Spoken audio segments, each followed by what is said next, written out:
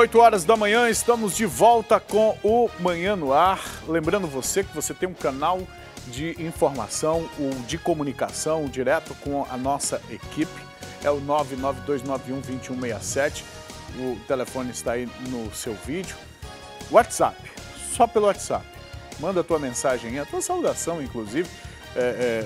Diz aí, você que está acompanhando a nossa programação. Agora comenta também o conteúdo, as informações que a gente traz aqui. E agora chegou o momento da gente trocar aquela ideia com o Dante ali no telão, direto da redação do Jornal A Crítica. É um momento importante para ouvir também a tua opinião, a tua interação, viu? Vamos lá, direto para a redação do Jornal A Crítica.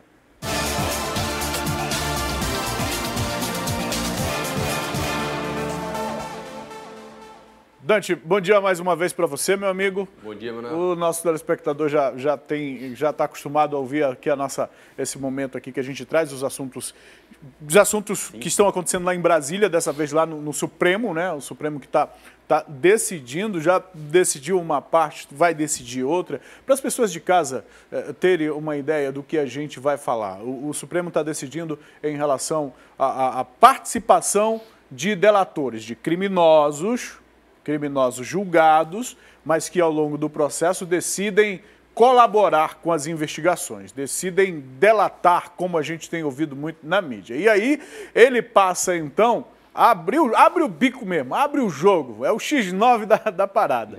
O que o Supremo está julgando é que se ele passa a ser um delator, então ele passa a ser parte da acusação. Ele já não é mais um suspeito, ele faz parte da acusação. E como faz parte da acusação, quem está sendo acusado, quem está sendo julgado, precisa ter o direito de saber do que está sendo acusado para poder se defender. Isso em qualquer lugar do mundo, né, Dante? Para a justiça ser justiça, as coisas precisam andar dessa forma e a gente precisa entender isso de uma maneira muito clara e é isso que o Supremo está julgando.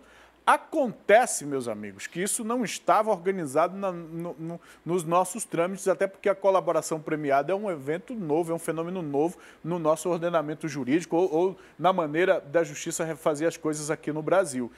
Capim na palheta, então, né, Dante? Capim na palheta. É engraçado, assim, você estava falando agora com a MEI, aquela dificuldade da gente pegar o endereço todo, é quase a mesma coisa aqui, né? É bem complicado você entender todo esse trâmite, todo esse processo, uma coisa que é óbvia, né? Como você mesmo falou, Emanuel, é deixar a pessoa saber do que ela está sendo acusada para se defender. Isso não vinha acontecendo no ordenamento processual de alguns casos da Lava Jato. O juiz dava o mesmo prazo, tanto para o delator quanto para o cara que estava sendo acusado. Então, como é que ele conseguia se defender? Ele não conseguia em alguns pontos. E o que foi decidido na quarta-feira? Um caso envolvendo o Alberto Bendini, ex-presidente da Petrobras, a sentença dele foi anulada por conta disso. Os advogados alegaram que ele não teve tratamento isonômico, ele não conseguiu se defender daquilo que foi colocado em relação a ele. A situação dele foi resolvida ali? Foi resolvida ali, ok. Agora, o que isso acontece? O que isso traz de depois? Vários outros processos da Lava Jato têm situação semelhante, né? Muitos deles não foram... Os delatores tiveram o mesmo tempo para se posicionar do que aqueles que estavam sendo delatados por eles. E alguns deles recorreram ainda na primeira instância, quando o processo ainda estava em primeira instância, para ter esse prazo e não conseguiram. Com essa decisão do STF, mexe todo esse cenário aí, porque muita gente vai querer. Já tem um caso de um ex-gerente da Petrobras que deve ser finalizado na quarta-feira o julgamento dele, e aí a gente tem aquilo que mais mobiliza a população, o interesse político da sociedade, enfim, como um todo, que é o caso do ex-presidente Lula em relação ao sítio de Atibaia, né? Não tem relação ao processo do triplex, esse processo do triplex que é o que ele já está preso, isso aí já está, não mexe nada, mas em relação a Atibaia, ele recorreu em primeira instância para ter esse mesmo prazo para se posicionar e não conseguiu. Agora, abrindo esse precedente jurídico aí que o STF abriu na última semana, pode ser que esse processo volte lá para a primeira instância. Agora, o que já está sendo feito para tentar minimizar esses efeitos, para não gerar uma queda de várias decisões em cascata? Na quarta-feira também tem uma proposta do Dias Toffoli, lá o presidente do STF, que vai levar lá ao plenário para que eles deem uma normatizada nessa situação. Como é que seria? Em casos assim, vai voltar só para alegações finais ou então para aqueles casos que os condenados, que os julgados recorreram em primeira instância. Então, assim, ele vai tentar limitar um pouco essa situação para não haver um efeito cascata muito grande e não ter uma sequência de anulações de decisões. É um cenário complexo, assim, é difícil de entender assim, num primeiro momento de por que algo tão óbvio, né, que na nossa cabeça Sim. é alguém conseguir se defender daquilo que está sendo acusado, não foi feito antes. Agora essa dificuldade que a gente tem de explicar e, às vezes, de entender também, Dante, eu acho que revela um pouco o que é o cenário da justiça Sim. brasileira ou de como o nosso ordenamento jurídico precisa, o nosso arcabouço jurídico precisa realmente avançar, sobretudo nesses casos. Por que é tão complicado? Primeiro, a quantidade de pessoas poderosas que estão envolvidas. Sim. Isso dificilmente vai, por exemplo, atingir a vida de criminosos, de muitos crimes comuns que a gente vê sendo praticados. Vai atingir a vida de bandido que consegue recorrer a todas as instâncias. Nós estamos falando da Suprema Corte do nosso país. Não é qualquer um que tem condição de pagar um advogado para chegar na Suprema Corte. Definitivamente não. Não é. Não é. Então, a gente precisa ficar atento nisso. E essa bagunça toda acontece justamente por conta dos interesses que estão envolvidos. Nós temos aí, por exemplo, um elemento novo, que é o da colaboração premiada dessas pessoas, que foi a forma com que os investigadores, a investigação da Lava Jato, conseguiu descobrir o que foi descoberto no país. E o que foi descoberto no país? Porque as pessoas, muita gente que se envolve politicamente, e aqui eu não estou falando politicamente, aqui eu não estou nem aí se você é Bolsonaro, se você é Lula, isso é problema teu, a tua ideologia, enfim, assim como eu tenho o meu posicionamento, o Dante tem o dele, você como cidadão tem a sua autonomia. O que nos interessa é pensar sobre esse contexto. Esta operação revelou um rombo absurdo. O maior esquema de corrupção da história do país, né? Exatamente. E olha o que nós temos de fato aqui. O Dante vai trazer essa informação com mais precisão para a gente. De 3,1 bilhão de reais, não é isso, Dante? Isso, do total desviado. Eu queria só aproveitar um pouquinho, mano, só para a gente voltar e fechar esse raciocínio, que tem uma situação que fica clara quando a gente vê o STF tendo que tomar essas decisões. Nosso Congresso não está fazendo o que ele tem que fazer, que é legislar, né? A gente vê várias vezes a discussão da segunda instância indo para o STF, a gente está vendo agora essa questão de como o processo de delação premiada acontece na hora de ser julgado, também por falta de um posicionamento do Congresso, de uma legislação do Congresso. Eles precisam atuar no que é importante. Só que o que acontece? Se eles mexerem nisso daí, eles sabem que lá na frente vai acabar mexendo com o interesse deles, né? A gente Pode ser vítima. Para você de casa, isso que o Dante fala sobre a segunda instância é o seguinte, o preso... Vamos lá, digamos que... Vamos trazer para a nossa realidade, né, Dante? Porque eu tenho certeza que eu não teria condição de chegar no Supremo com um processo, não. Não sei você. Eu também não. E você, com seu... Enfim, mas enfim, uma pessoa que é suspeito de um crime, foi condenado por esse crime aqui na Justiça, recorreu na segunda instância, foi lá para o Superior Tribunal, não deu jeito, chegou até o Supremo. Acontece que o que está sendo tomado por base hoje, por exemplo, até para a lei de responsabilidade fiscal, né? Quando Sim. a pessoa é condenada por um órgão colegiado, isso já numa instância superior, não na primeira, ele já perde os direitos políticos. A Constituição diz que a pessoa só pode ser presa depois do trânsito, só pode ser presa não. A prisão deve ocorrer depois do trânsito em julgado, ou seja, depois que o Supremo decidir. Meu amigo... Pode tempo. O céu é o limite para os agravos, né? Para os embargos. Embargo de declaração, agravo regimental, é um monte de coisa ali que acontece. Né? O céu é o limite. E aí tem gente com processos, depois de condenado, passou mais de 10 anos, até mais do que isso. Tem processo que só nas mãos de alguns ministros, quando toma vista, fica anos para o ministro dar um posicionamento e aí volta para plenário para julgamento. É uma coisa em atraso. Deixa eu voltar lá para a Lava Jato, Dani. Vamos. Por favor. E aí, como estava falando sobre o que isso interessa a gente, né? O Lula está preso, a acusação dele pode retroagir. Por que isso interessa para a gente? O presidente da Petrobras foi isento lá da sentença.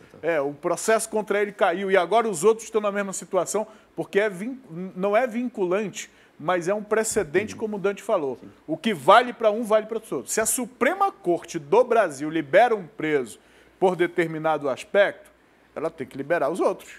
É lógico, é natural. E do que nós estamos falando? Nós estamos falando de uma investigação que fez um levantamento de 3,1 bilhões de reais em desvios. 3 bilhões de reais. E olha só, para te ver como esse negócio é tão certo, que mais de 60% desse valor já voltou para os cofres públicos, né, Dante? Exato, mano. Esse levantamento foi feito aí pelo jornal o Globo nesse fim de semana. né, vendo de todo esse montante aí, né, quanto já tinha voltado para a Justiça Federal do Paraná e do Rio Grande do Sul, que é onde funcionam, né, as instâncias ali desse processo da Quarta Vara Federal. Desse valor, desse 1,8 bilhão que já voltou, aí quase 60% desse valor todo, a gente tem um recordista aí que é Dário Messer, que é conhecido como doleiro dos doleiros, movimenta muito dinheiro para muita gente, né, para muita gente poderosa. Só no caso dele, segundo o levantamento do Globo, já foi... especificamente, ele devolveu R$1 bilhão. Você consegue imaginar isso, mano? É muito dinheiro. Eu não faço ideia. A família dele, inclusive, acabou de pagar uma última prestação módica aí de $7 milhões. Então, a gente vai fazer uma conta aí, só essa prestação vai dar uns 35 milhões, 36 milhões, dependendo de como tiver aberto aí a cotação do dólar hoje. Assim, são valores assim absurdos, né? São valores que assustam qualquer pessoa normal. Então, assim, por isso que quando a gente fala em quanto custa você ir ao Supremo Tribunal para recorrer de alguma coisa, de ficar enrolando o tempo que for, é porque os volumes que esse pessoal mexe, o valor que esse pessoal mexe de dinheiro é absurdo, assim. E uma sustentação oral, por exemplo, de um grande advogado no STF é coisa de 300 mil, 400 mil reais, só para ele ir lá botar a cara dele para falar. Então, você imagina o quanto essa galera tem de dinheiro, quanto essa turma tem de dinheiro, muito dele desviado, como a gente tem esses casos aí, são valores, desses valores específicos que a gente fala, tudo desviado da Petrobras, era dinheiro nosso, é dinheiro do brasileiro, dinheiro que deveria estar sendo aplicado, possivelmente na modernização, inclusive, da Petrobras, que está aí, a gente tem produz petróleo e paga uma gasolina caríssima, né, que é uma das maiores incongruências desse Brasil. A gente vive essa realidade no nosso dia a dia e isso afeta tudo que a gente consome, porque tudo a gente precisa de combustível, né? Então, assim, são valores absurdos. É um montante muito, muito, muito grande de dinheiro que está sendo desviado. A gente tem, nesse levantamento aí que o Globo traz, ele cita, por exemplo, Pedro Barusco, também nome forte da Petrobras, um dos recordistas desses valores que devolveram. Ele falava que ele recebeu só em propina $100 milhões, né? Então, você imagina o quanto tinha de dinheiro circulando. Talvez esses valores aí que a Lava Jato levantou de voltar para os cofres públicos, eles não sejam nem 20%, 30% de tudo que foi tirado, né? É um montante assim que faria grande diferença na vida da população, não dá para você dizer que não, mas infelizmente foi levado de uma maneira muito irresponsável e é por isso que a gente sempre fala, por mais que a gente teça críticas aqui à Lava Jato em muitos momentos, em alguns processos, em alguns procedimentos, você não pode tirar a importância dessa operação, de tudo que ela fez, né, de quanto ela tem devolvido aos cofres públicos e de quem ela revelou ser peça fundamental em processos de corrupção que afetam todo brasileiro. E talvez até tenha instaurado agora uma outra forma dos poderes se relacionar. Sim. Porque o que nós temos aí por trás de toda essa movimentação de dinheiro, o apoio político, a manutenção do poder, a manutenção de se estar no poder. É tanto que estão envolvidos aí políticos, partidos políticos, juntamente com empreiteiras. Então, quem estava no poder se mantinha por meio desses esquemas criminosos e talvez a Lava Jato tenha trazido um pouco mais de cuidado para quem opera dessa forma. Muita gente continuou cometendo os crimes, né? Apesar de ter sido denunciado. Tem gente que a cara de pau não parou, não. A gente vê muito isso acontecer, inclusive aqui na nossa realidade, aqui no interior do estado, por exemplo, a gente vê várias operações de corrupção. O pessoal parece que ainda não tem muito medo, não. Assim, exatamente, que não, é muito dinheiro, né? Tá ganhando muito dinheiro, o dinheiro consegue pagar as coisas aí. E aí tem uma coisa, só um outro parêntese aqui, Dante. Claro. Talvez por isso que os deputados, os nobres nossos congressistas, não se interessem tanto nesses casos, não queiram legislar tanto, porque são pessoas poderosas. Exato. Pessoas poderosas que estão envolvidas com os partidos, que estão envolvidas com os políticos, que estão envolvidas com o poder. Como é que se mexe com essas pessoas? E o interesse recíproco entre eles? Talvez por isso os congressistas não tenham interesse realmente de legislar e acaba colocando o Supremo na condição de legislador. E aí tem que decidir segunda instância, tem que decidir situações que não há lei, excepcionalidades que não há lei, porque ninguém pensou, porque quem deveria criar a lei e ganha muito bem para isso, acaba não fazendo. Eu vou até aproveitar esse teu comentário, mano, para fazer uma brincadeira com o termo jurídico. Essa letargia deles para legislar é quase um habeas corpus preventivo, né? Que eles sabem que quando eles estiverem lá na frente numa situação parecida, eles vão ter todo o tempo e toda a calma. Exatamente. E todo o dinheiro para custear essa enrolação processual aí que a gente vê no Brasil. Exatamente. Eu acredito, na minha opinião, um dos grandes fundadores do capitalismo, ou pelo menos de visão do que seria o capitalismo, foi Cristo, viu, Dante? Na minha opinião, ele até, em uma das parábolas, disse: grandeai amigos com as riquezas da injustiça, porque quando elas vos faltarem, eles vos recebam nos portais eternos. Desde que eu li isso, eu não esqueci mais, viu? Isso aplica muito bem a corrupção, justamente na parábola do mordomo infiel. Mas, enfim, com essa minha citação bíblica aqui, eu preciso terminar a nossa conversa, meu irmão. Muito bom dia para você, obrigado pelas informações a mais que você sempre traz pra gente. Tá legal, Emanuel. Bom dia, até amanhã. Bom dia. Vamos seguir aqui.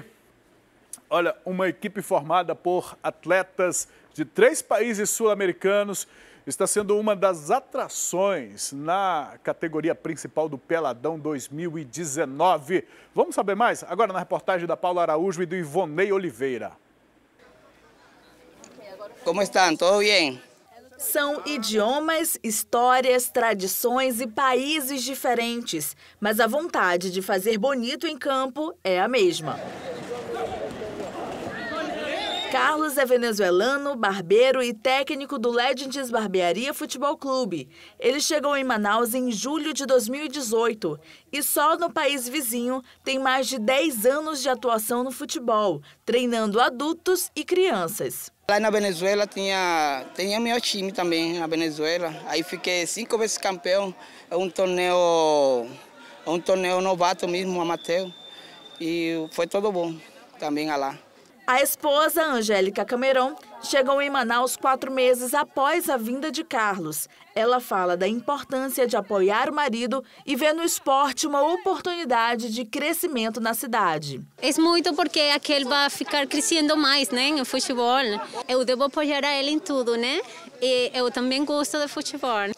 O time treina às terças e sextas neste campo do Vicentão, no Aleixo, zona centro-sul da cidade de Manaus. Eles já jogaram contra os Amigos da Betânia B e venceram por 1-0. A equipe segue focada nas rodadas e já estão classificados para a segunda fase do Peladão. Em campo, os colombianos jogam um pouco mais firmes na marcação e os venezuelanos mais tranquilos na defesa. É bom que une os dois países, né? Une a Venezuela e a Colômbia e joga contra o pessoal daqui.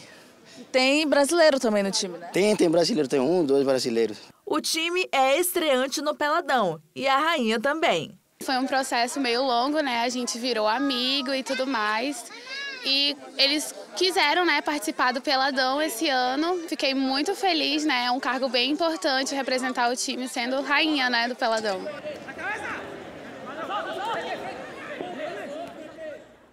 É um time internacional. A rainha não é importante, não, é fundamental. Sem rainha não tem time inscrito, né? Pelo menos é assim. E daqui a pouco vem aí o reality, né? O Peladão a bordo também, que a gente vai conhecer as rainhas mais bonitas do maior campeonato de peladas do mundo, aqui na tela da TV A Crítica. Aguarde, viu? Vamos para o intervalo? Daqui a pouco a gente traz, olha só, a Escola de Samba Mocidade Independente Aparecida lança o enredo para o Carnaval de 2020. A escola promete levar para a avenida o tema Rituais. E no quadro A Vaga é Sua também, viu? Tem uma brincadeira que também é profissão. Um curso de brinquedista, recriador, aponta a importância desse nicho de mercado. Você acompanha isso com a gente daqui a pouquinho.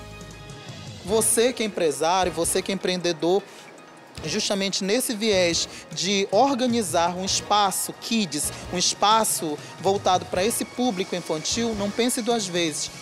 Faça a opção, né? Faça a menção de contratar um profissional qualificado. O salário de um brinquedista pode variar em torno de R$ 802 a R$ 1.585. A média salarial no Brasil é de R$ 1.125.